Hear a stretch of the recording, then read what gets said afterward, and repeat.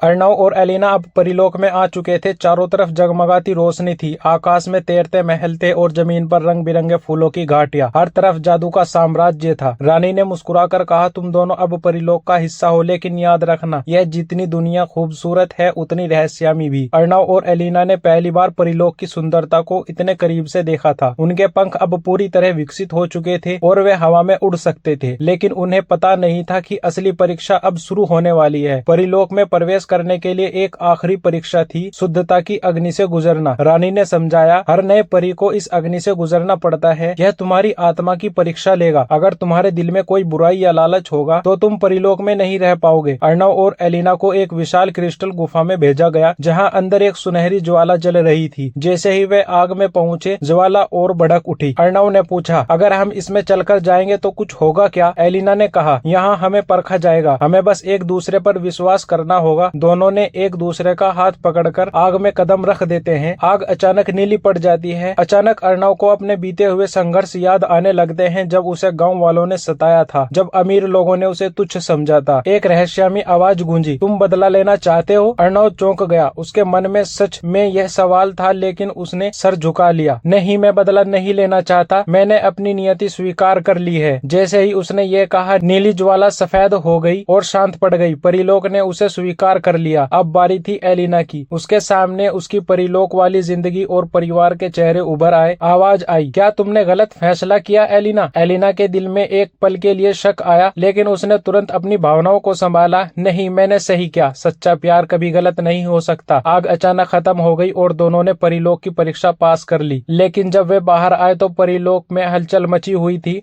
रानी चिंतित दिख रही थी। अर्णव ने पूछा, क्या हुआ? रानी ने कहा, हमें खतरा है, कोई अंधेरी शक्ति परीलोक में घुस आई है। एलिना ने घबराकर पूछा।